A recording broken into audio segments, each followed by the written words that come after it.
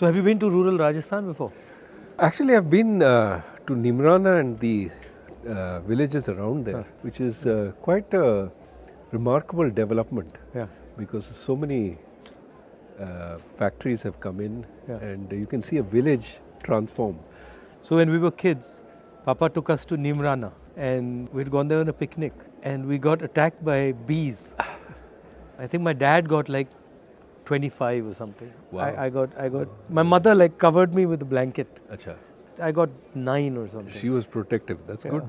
Yeah. Here there's Ranthambore. Have you been there? I've been to Ranthambore before. Of course, I came just for the yatra, so I don't see the safari. There's 16 cubs there now. So everybody who's going there is seeing 3 or 4 tigers. Right. So what is your view about what's going on economically in India, in the world? We were just discussing, the United States and China. So the next year is going to be more difficult than this one. Of course, this one had lots of difficulties with the war and all that. But because growth is going to slow in the world more generally, people are raising interest rates, that brings down growth. India is also going to be hit. Indian interest rates have also gone up, but Indian exports have been slowing quite a bit. And India's inflation problem is more a commodity inflation problem, vegetable inflation problem. And that is also going to be negative for growth. So I think that we would be lucky if we do 5% next year. See, the problem with the growth numbers is that you have to understand what you're measuring with respect to. If you had a terrible quarter last year and you're measuring with respect to that, you look very good. So ideally what you do is look before the pandemic in 2019 and look at now. And if you look at 2022 vis-a-vis 2019, it's about 2% a year. That's too low for us. And what do you attribute that to? Pandemic was part of the problem, but we were slowing before the pandemic. We had gone from 9 to 5. And we haven't really generated reforms which will generate growth. इसमें हिंदुस्तान में एक और चीज़ हो रही है, 4-5 पूंजीपति बहुत अमीर हो रहे हैं और हर बिजनेस में वो जा पा रहे हैं और बाकी हिंदुस्तान जो है वो पीछे रह रहा है. जो किसान हैं, गरीब लोग हैं, उनका एक हिंदुस्तान बन रहा है और फिर ये 5, 6, 10, 15 लोग हैं जिनका दूसरा हिंदुस्तान बन रहा है. एक के सपने पूरे हो रहे हैं, एक के सपने नष्ट हो रहे हैं. तो ये इनइक्वालिटी जो बढ़ रही है, इसके बारे में हमें क्या करना चाहिए? ये तो बहुत बड़ी प्रॉब्लम है. सिर्फ वो इंडस्ट्रियलिस्ट के बारे में नहीं है. ये जो अपर मिडिल क्लास है, उनका तो आय बढ़ गया है पैंडेमिक में, क्योंकि वो घर से काम कर सकते थे. और जो गरीब लोग हैं उनको फैक्ट्री में जाना पड़ता था और फैक्ट्री बंद हो गई तो मासिक आय नहीं आई उनको. तो ये डिवाइड जो है पैंडेमिक में बढ़ गया. और जो सबसे गरीब है उनको तो मिलता है ये राशन में, उनको सब कुछ मिलता है. जो अमीर है उनका कोई नुकसान नहीं हुआ है. जो बीच में है, ये लोअर मिडिल क्लास जो है, उनको काफ़ी नुकसान हुआ. नौकरी तो बंद हो गई, बेरोज़गारी बढ़ रही है, कर्ज बढ़ रही है, वो कर्ज ले रहे हैं, ब्याज दर अभी बढ़ रही है. तो उनका तो काफ़ी नुकसान हुआ है और उनकी तरफ हमें देखना है. और जो नीति हम बना रहे हैं उनके लिए बनाना चाहिए, क्योंकि दर्द वहाँ पे बहुत ज़्यादा है. और ये भी है कि आप जो कह रहे हैं कंसंट्रेशन हो रहा है ये जो इंडस्ट्रियलिस्ट का, उसको भी देखना है. हम कैपिटलिज्म के अगेंस्ट नहीं हो सकते हैं, लेकिन कंपटीशन के लिए हमें लड़ना है. मतलब मोनोपोली के खिलाफ हो सकते हैं. मोनोपोली के खिलाफ हो सकते हैं, लेकिन कैपिटलिज्म तो ये जो छोटे बिजनेसेस हैं वो भी अच्छे हैं देश के लिए. बड़े बिजनेस भी अच्छे हैं, लेकिन मोनोपोली अच्छा नहीं है. रोजगार एग्रीकल्चर सेक्टर से भी मिल सकता है. तो उसमें फूड प्रोसेसिंग है, उसमें कोल्ड चेन है, उसमें फ्रूट्स एंड वेजिटेबल्स का एक्सपोर्ट है, वो सब है. तो सेकंड ग्रीन रेवोल्यूशन भी हो सकता है, आपका कहना है? सेकेंड ग्रीन, एक नए तरीका का ग्रीन, नए तरीका का vegetables, milk, dairy products, poultry, ये सब हो सकता है. और प्रोसेसिंग करना है यहाँ पे, क्योंकि यहाँ का लेबर यूज़ करना चाहिए. और खेत के पास. और मेरे ख्याल में उसका भी एक ग्रीन कंपोनेंट है. अगर आप सब ये प्रोसेसिंग खेत के पास करते हैं, जो आप इधर उधर बेच देंगे उसका वेट भी काफ़ी कम हो जाएगा ना, तो इसलिए एनर्जी कंजम्पशन भी कम हो जाएगा। और अगर हम आगे देखेंगे तो एनर्जी कंजम्पशन तो बहुत ही इम्पोर्टेंट चीज़ है और उसको कम करना चाहिए। और यूएस में क्या हो रहा है? यूएस में और बाकी दुनिया में क्या हो रहा है? अभी वहाँ पे तो महंगाई तो बढ़ रही है काफ़ी ज़्यादा, और महंगाई कम करने में ये जो सेंट्रल बैंक्स हैं वो कोशिश कर रहे हैं, वहाँ का आरबीआई, फेडरल रिजर्व या यूरोपियन सेंट्रल बैंक, और इसलिए ब्याज दर बढ़ा रहे हैं, और उससे तो उत्पादन की गति तो कम हो जाएगी। और इंडिया के लिए प्रॉब्लम ये है कि हमारे एक्सपोर्ट्स भी कम हो जाएंगे अगले साल, तो उससे तो एक्सपोर्ट्स तो काफ़ी कम हो जाएंगे और हमारा ग्रोथ, हमारा उत्पादन की गति भी काफ़ी कम हो जाएगी। जब मैं महाराष्ट्र से निकल रहा था तो वहाँ पे जो टेक्सटाइल इंडस्ट्री में काम करते हैं वो कह रहे थे कि बांग्लादेश ने अपनी एक्सपोर्ट पॉलिसी को बहुत अच्छी तरह यूटिलाइज़ किया है और उन्होंने एक्सपोर्ट पॉलिसी से अपनी पूरी वहाँ पे इंडस्ट्री को बहुत कम्पिटिटिव बना दिया। इसके बारे में क्या सोचते हैं? ये हमें करना चाहिए, कैसे करा जा सकता है? एक तो उनका सबसे इम्पोर्टेंट इंडस्ट्री है टेक्सटाइल्स, वो कपड़े बनाते हैं, और एक्सपोर्ट करते हैं, और उसमें उन्होंने 2-3 चीज़ किए हैं जो that has help them succeed. एक तो they allow big factories, not small factories, क्योंकि स्केल इकोनॉमीज की ज़रूरत है, तो they allow big factories. I think labour is largely women, so they employ a lot of women in the textile industry, and the policy is very predictable. It doesn't change. So that industry has just taken off because it's using low-skilled workers. On my way, I found out that जो बेल्लारी है वो jeans production का centre था और वहाँ पे 4.5 लाख लोग काम करते थे। कपड़ा गुजरात से आता था और स्टिचिंग बेल्लारी में होती थी और वो लोगों के घरों में होती थी। कोई एक पीस बनाता था, कोई सिलता था, कोई धोता था, वो पूरा डिसेंट्रलाइज था सप्लाई चेन। और जीएसटी और नोटबंदी ने उसको ख़त्म कर दिया और वो एक्चुअली वो इंडस्ट्री अंग्रेज़ों के टाइम से है। 4.5 लाख लोग काम करते थे, आज वहाँ 50,000 लोग काम करते हैं और वो सब मतलब ख़त्म हो गया। तो अपॉर्चुनिटी तो काफ़ी है, बट उसको फाइनेंस की ज़रूरत होती है, उसको सपोर्ट की ज़रूरत होती है। बहुत सारे क्लस्टर्स हैं हिंदुस्तान में जो अलग अलग चीज़ बनाते हैं, हर डिस्ट्रिक्ट में कोई ना कोई स्पेशलिटी होती है, तो उस पे फोकस करके, उनको मदद करके, उनको सपोर्ट देकर भी वहाँ पे इंडस्ट्री बनाई जा सकती है, बन सकती है। वो टेक्नोलॉजिकल सपोर्ट चाहिए, फाइनेंस, क्रेडिट लोन्स देना चाहिए उनको, और ये जो आप कह रहे हैं सर्टेनिटी अबाउट पॉलिसी कि ऊपर नीचे नहीं जाएगा ये जो पॉलिसी, एक दिन आप एक्सपोर्ट नहीं कर सकते हैं, एक दिन हाँ एक्सपोर्ट ज़रूर कीजिए, नहीं, स्टेबिलिटी। तो मुझे एक बात समझाइए, आप आरबीआई में थे, अब हिंदुस्तान में एक व्यक्ति 2 लाख करोड़ रुपए का लोन ले सकता है, मतलब उसको पूरे के पूरे बैंक का पैसा मिल जाता है, मगर जब छोटा किसान या छोटा बिजनेस वाला बैंक लोन लेने जाता है तो उससे बहुत सारे सवाल पूछे जाते हैं और एक्चुअली बड़ा वाला भी ज़रूरी है, छोटा वाला भी ज़रूरी है, मगर छोटे वाले को बिल्कुल इग्नोर कर दिया जाता है, छोटे वाले बिल्कुल इग्नोर कर दिए जाते हैं। तो ये होता क्यों है और इसको बदला कैसे जाए? अभी बदल सकते हैं, और ये जो आप पहले कह रहे थे इंफॉर्मेशन, ये जो छोटे जो बिजनेसेस हैं उनका तो एक वो तो बेचते हैं और एक रेवेन्यू स्ट्रीम है, उनका सेल्स है।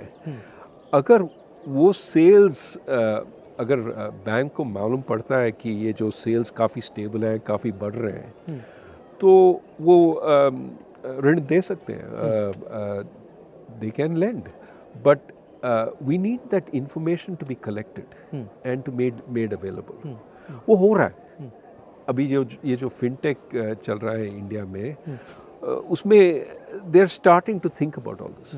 But in India everything needs to be 10 times. But see, I don't know of a single Indian company that जो small medium company थी और अब बहुत बड़ी कंपनी हो गई. Right? मगर अगर आप US में देखें तो छोटी सी कंपनी 5, 7, 10 साल में बड़ी हो जाती है. तो ये हिंदुस्तान में क्यों नहीं होता? You're absolutely right. Too many of our small firms don't grow big. They die or they stay stop. So why is that not happening? That is needed. You need a path to grow. So here's the problem. They get used to some of the benefits of staying small. वो inspector नहीं आता है, आप GST, आप taxes नहीं देंगे तो कोई आपको ट्रबल नहीं करेगा. तो they stay under the radar screen of the government instead of being helped by the government. What you need is, ठीक है, you stay under the radar screen until you get a business which works. But then once you start growing, I'm going to look at you, but I'm going to help you. I'm not going to just tax you. I'm not going to just make your life miserable with... We need that situation, right? So many of these small businesses get benefits. Now, as soon as they become bigger, we take away those benefits. Right. So there's no incentive to grow bigger. Why not instead say, okay, if you grow bigger, you will have these benefits for 5 years. Yeah. Then they will come off. Yeah. But then by that time you're so big, you don't care. Right. So can we do things like that? So you're saying that to make a transition from a small business to a big business in India, there's a huge cost that has to be sort of managed. Absolutely. Absolutely. Today and the cost is rent seeking in some way. Today is largely rent seeking. Exactly. You see how many firms are stuck at 10 workers or 20 workers, because that's when the regulations start kicking in. I was thinking about it, the only one I can think of the top of my head is Haldiram's, which went from being a small fellow and he scaled up. And there are a couple of them, but they're not as many as they should be. We need many Haldirams, right? We need many Haldirams, and of course we have some of our tech firms that have grown very, very big. But we need far more of that. And you're exactly right, it's the growth which creates the jobs. Small firms by themselves don't create so many jobs, it's when they grow that they create so many jobs. We need to make that possible. अच्छा, बहुत सारे किसान मुझे कहते हैं कि जैसे ही उनकी फसल आती है वैसे ही commerce ministry export import policy को ट्विक कर देती है और उनके दाम उसी दिन गिरते हैं जब उनकी फसल उनके हाथ में आती है. ये तो बहुत बड़ी प्रॉब्लम है. हम कहते रहते हैं कि हम किसान के लिए हैं, लेकिन जो एक्सपोर्ट पॉलिसी है और इंपोर्ट पॉलिसी है वो मिडिल क्लास के लिए, वो सिटीज़ में अर्बन मिडिल क्लास के लिए बनता है. अगर प्याज का दाम बढ़ जाता है तो हम इंपोर्ट करते हैं और बेचारा फार्मर जो किसान है उसके लिए दाम तो गिरते हैं. तो मेरे ख्याल में एक स्टेबल पॉलिसी होना चाहिए एक्सपोर्ट इंपोर्ट. हाँ, अगर दाम इससे बहुत ज़्यादा बढ़ जाता है तो इंपोर्ट तो कर सकते हैं. ये जो एक्सपोर्ट बैन्स हैं वो नहीं करना चाहिए, क्योंकि एक्सपोर्ट बैन्स तो किसान के खिलाफ है. अगर आप किसान को कहते हैं कि आप एक्सपोर्ट नहीं कर सकते हैं तो डोमेस्टिक मार्केट में उनको बेचना पड़ता है और दाम तो कुछ नहीं मिलता. So how does one think about this unemployment issue, because it's everywhere. You know, I speak to kids and I ask them what you want to do, and they only answer five things. You know, lawyer, doctor, IAS, military, engineer. And so the imagination is, for most kids in India, is that we can only do these 5 things. And then the other thing is, most of them are not hopeful of getting even those jobs. नहीं, बेरोजगारी तो बहुत बड़ी problem है. और बात यह है कि लोग सिर्फ सरकारी नौकरी चाहते हैं क्योंकि उसमें पेंशन है, ये है, वो है और सिक्योरिटी है. और वो ढूंढते हैं, इम्तहान देते रहते हैं. और आप जानते हैं कि बहुत ही कम लोग सरकार में काम कर सकते हैं. अगर आप पूरे जो नौकरी है सरकार में आप उनको अगर ओपन भी करते हैं तो ज़्यादा से ज़्यादा 1% 2% वहाँ पे एम्प्लॉय हो जाएंगे.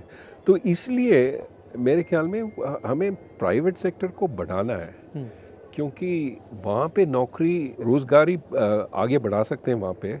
और एक तो प्राइवेट सेक्टर, एक एग्रीकल्चर में अगर हम टेक्नोलॉजी ले आते हैं वहाँ पे तो वहाँ पे भी नौकरी पैदा हो सकते हैं। और ये जो फॉर्मल सेक्टर है हम सिर्फ मैन्युफैक्चरिंग को देख रहे हैं, ये PLI स्कीम वगैरह, लेकिन हमें सर्विसेज को भी देखना है कि क्योंकि सर्विसेज में नौकरी काफ़ी ज़्यादा नौकरी पैदा हो सकती है। और आप पहले कह रहे थे कि अब एक नए तरीके की सर्विसेज की नौकरी आ रही है। ज़रूर। आजकल ये जो कंसल्टिंग फर्म्स हैं वो पहले अमेरिका में बेचते थे अपने सर्विसेज और इंडिया में बैक ऑफिस का काम करते थे, ये पावर पॉइंट प्रेजेंटेशन ये वो। आजकल वो इंडिया में कंसल्टेंट्स एम्प्लॉय कर रहे हैं, वो कंसल्टेंट्स काम कर रहे हैं जैसे कि वो अमेरिका में हैं और प्रेजेंटेशंस दे रहे हैं जूम पे। They are actually as if they are working in America, which means they get much higher salaries. But इसके लिए अंग्रेजी की ज़रूरत है। अंग्रेजी की ज़रूरत है और हायर एजुकेशन की ज़रूरत है। और हायर एजुकेशन के लिए प्राइमरी एजुकेशन चाहिए, सेकेंडरी एजुकेशन चाहिए। तो अभी आप जानते हैं ये पैंडेमिक हुआ है और काफ़ी सारे बच्चे अभी स्कूल नहीं गए, 2 साल के लिए नहीं गए। ना सिर्फ सीखे नहीं 2 साल के लिए, लेकिन भूल भी गए। तो अभी देर 3 years behind there class, time ज़ाया हो गया उनका। हाँ, तो अब क्या करेंगे, हम उनको वापस ले आते हैं और we don't take into account कि they not able to deal with the class there in. So the problem is we're going to suffer. These kids are not going to be able to do the high quality work. So we have to pay a lot more attention to education. One of the things that I'm noticing while I'm walking is what's being done to the small and medium businesses in this country. And, the backbone of employment in the country, and all of them are complaining. And they're complaining of an unfair GST. They're complaining, of course, of demonetization, COVID. But they're also complaining of no support for small businesses, and most of them can't ever imagine transforming from a small business to a big business. That just, it's not even in their mind. Like I asked them, so do you see yourself actually scaling up? And they're like, well, no, that's impossible.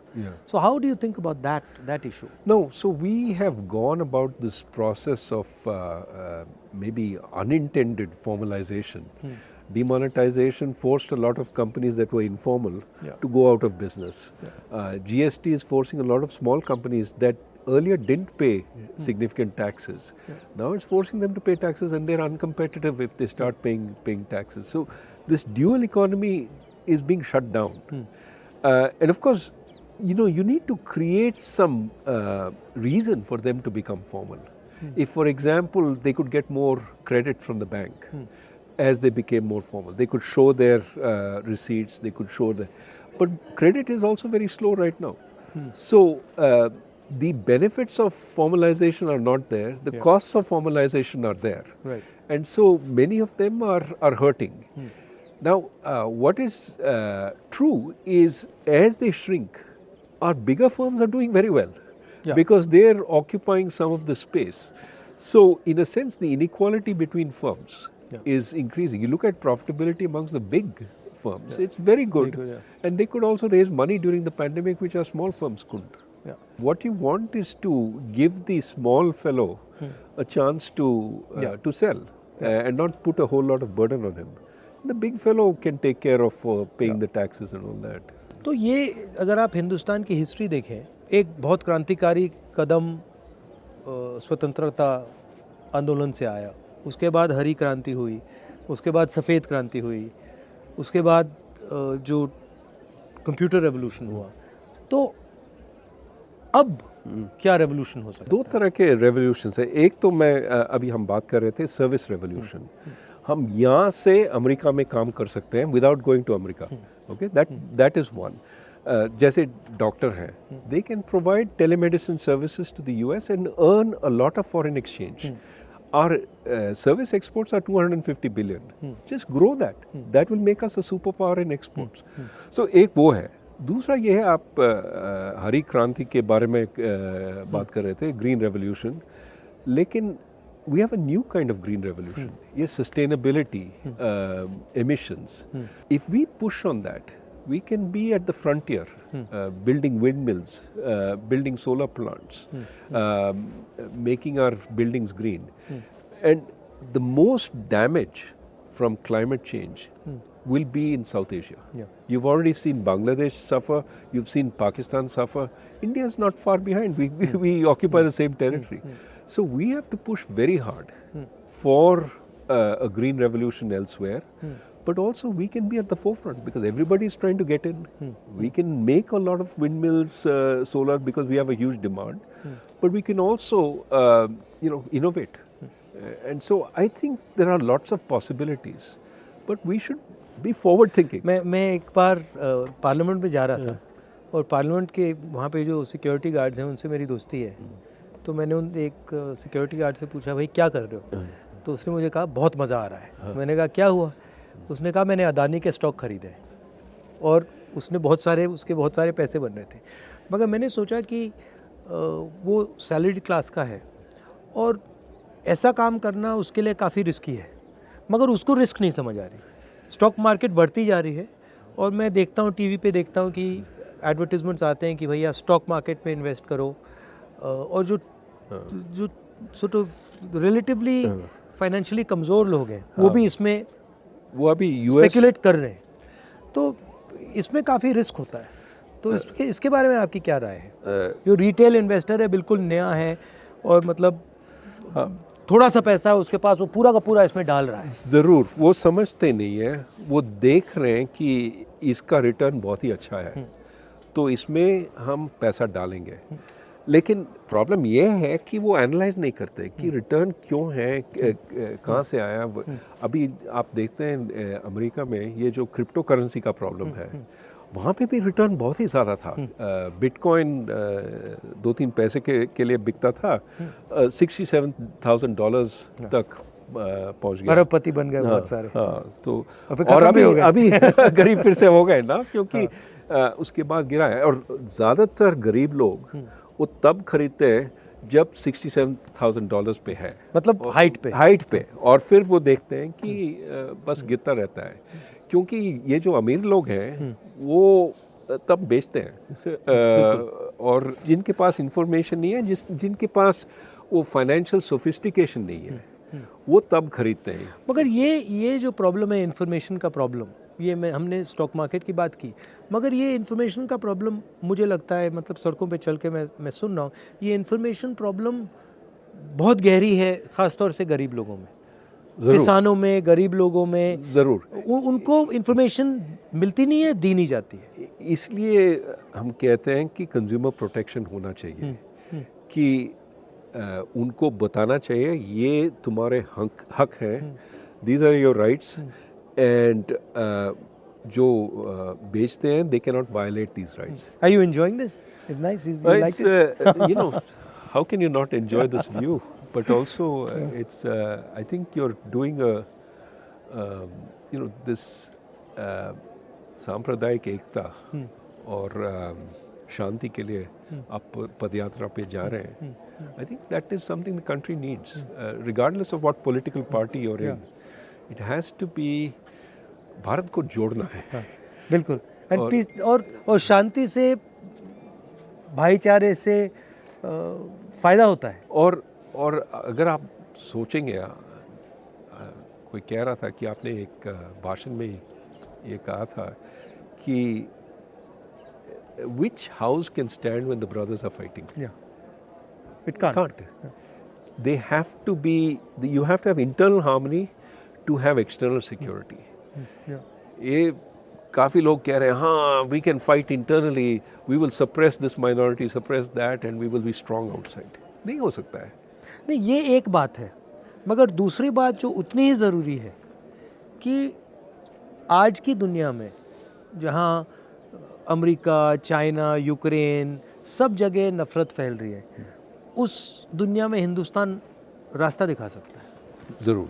और हिंदुस्तान बहुत बड़ा role play कर सकता है. ज़रूर. और ये हमारी हिस्ट्री है, हमारा ये कल्चर है और ये हमारी स्ट्रेंथ है. और लोकतंत्र भी हमारा स्ट्रेंथ है। और मेरे ख्याल में काफ़ी लोग, काफ़ी देश हमारी ओर देख रहे हैं कि इंडिया का क्या कहेगी, इंडिया क्या एग्जाम्पल सेट करेगी। और इसलिए हमें सोचना चाहिए कि हम क्या कर रहे हैं और किस दिशा में जा रहे हैं।